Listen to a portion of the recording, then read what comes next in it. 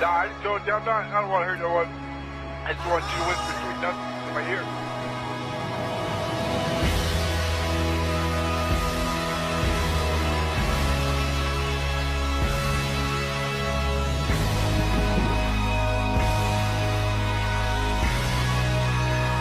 I don't even know what this is. Is he doing flips and shit in one of them big ass planes? Like, I don't know, but for some reason I feel like, because I heard him say something about I don't want to hurt nobody. I bet you he's one of them men that got really fucked over in his life because of child support. I bet you. and then stole a plane and joyrided it or something. Like, probably did something crazy. Like, he looks like he's doing flips and shit in a fucking commercial. It says rest in peace, so he probably deleted himself, right? Yeah. But he probably did a couple sick flips first, you know, a couple kick flips and a fucking grind, and then boom, you know what I'm saying? Do a kick flip.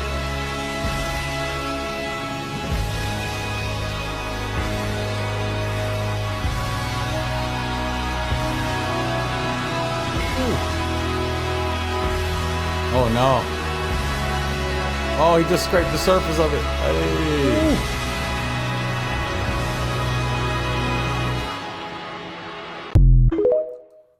That was hella poetic.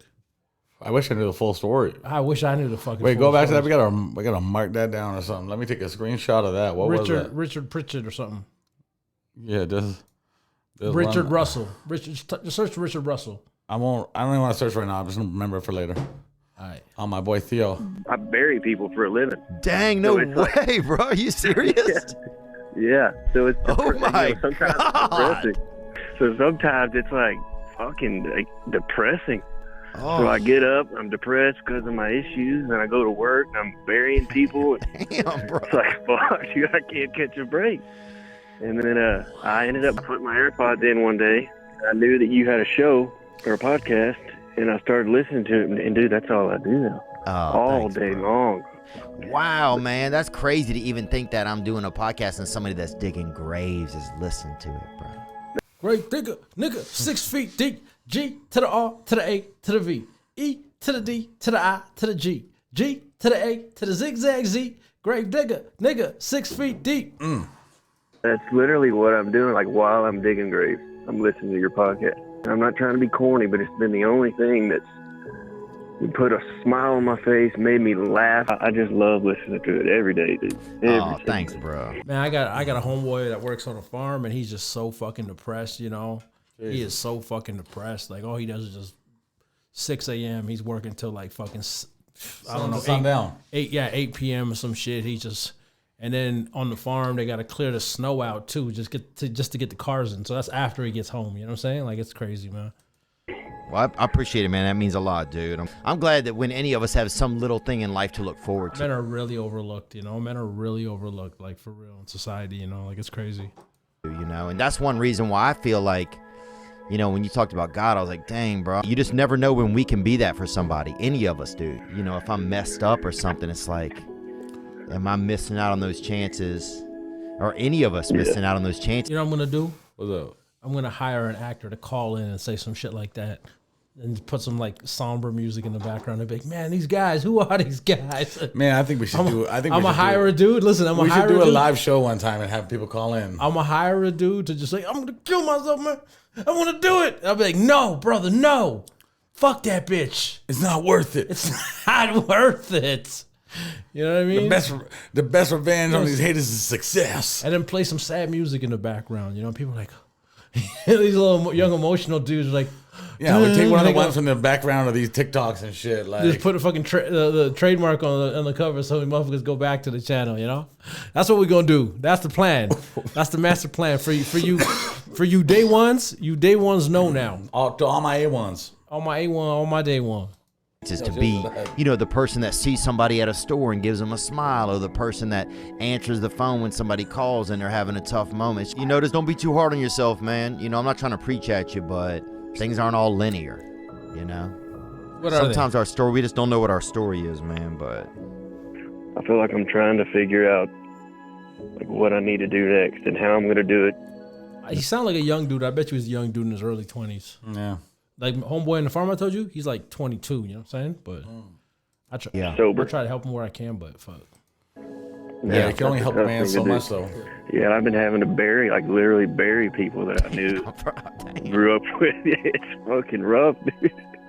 It's rough. Like, people that I grew up with, went to school with, I'm putting them in the ground. Damn, bro. Well, at least you have an excuse, bro. I'm just podcasting and being hard on myself.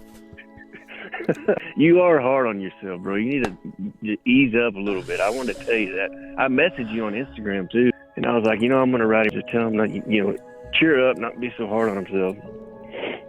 You need to ease up, man. It's funny, I don't even notice it. It's just the way that I'm built, but I appreciate that, man. I think you just need to realize you're a special, Theo used good to be a person, big man. I think co-kid. Used to party a lot and do it all, was crazy wrapped up in that. And now he's like trying to like cocaine is a hell of a drug. He'd be trying to be off that shit. I think he's trying to drinking a little bit less, but like, yeah, he struggles. But like, fuck, man, living in fucking Hollywood, like, Jesus, man. Comedians tend to struggle though, like psychologically, like that. It's the class clown syndrome. You know what I'm saying? Yeah.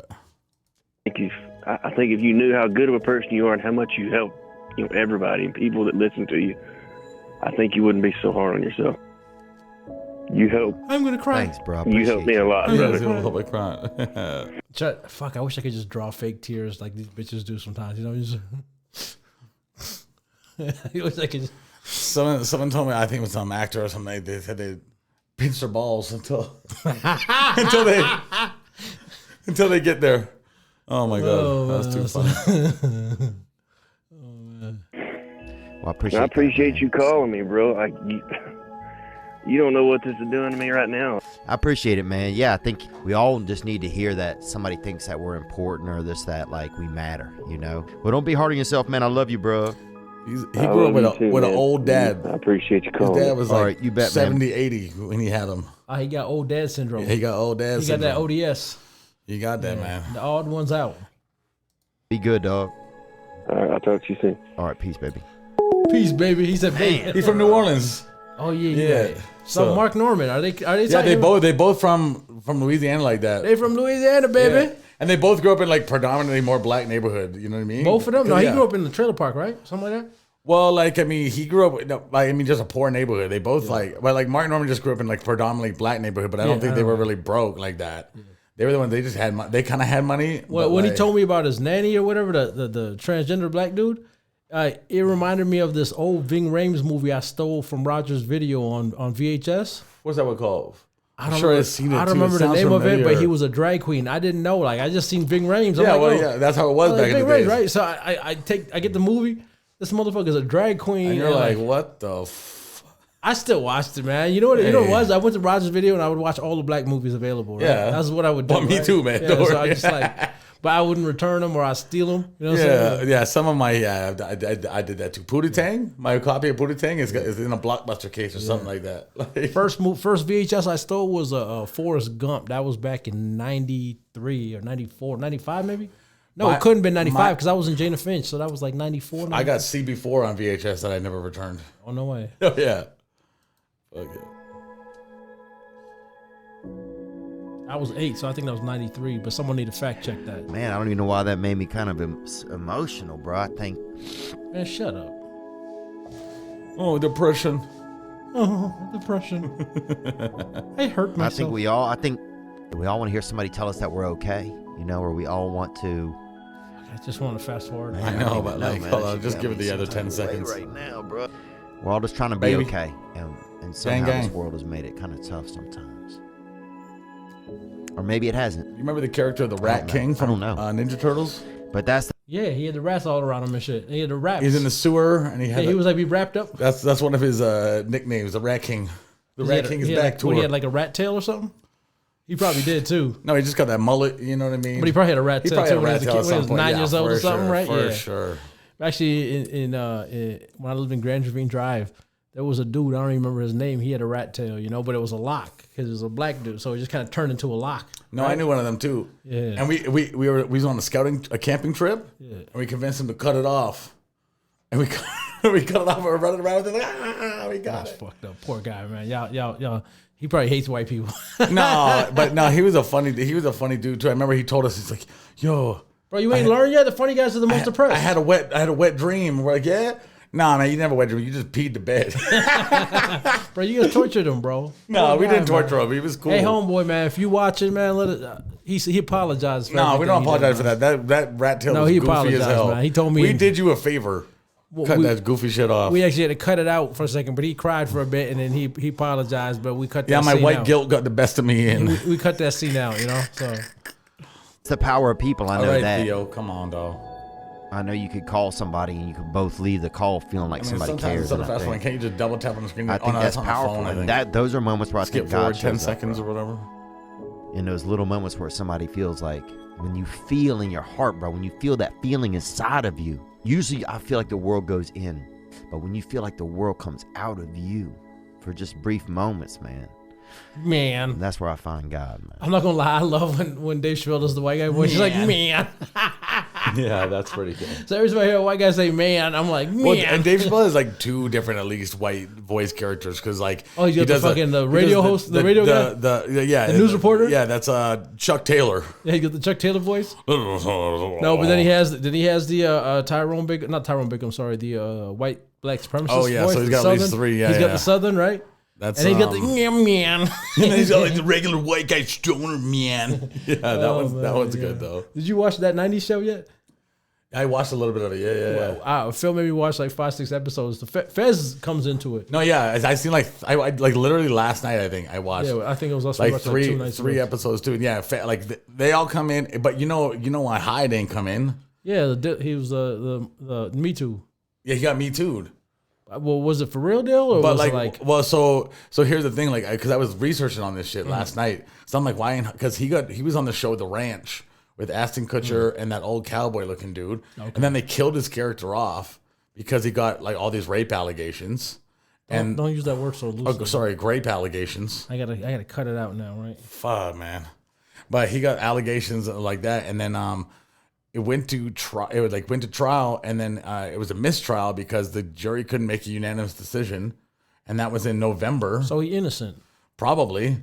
That was in. No, but here's the thing, and I read about it. Look, they charged Pac, and he didn't even do it. They charged two out of the like three were ex-girlfriends that were saying he was graping them while they were like dating, and it's like, okay, well, all right. And then the other one, I don't even remember. It all just seemed kind of funny. And so the trial got set again for this March. So I guess we'll see then. That's a rough one. Yeah. Finally.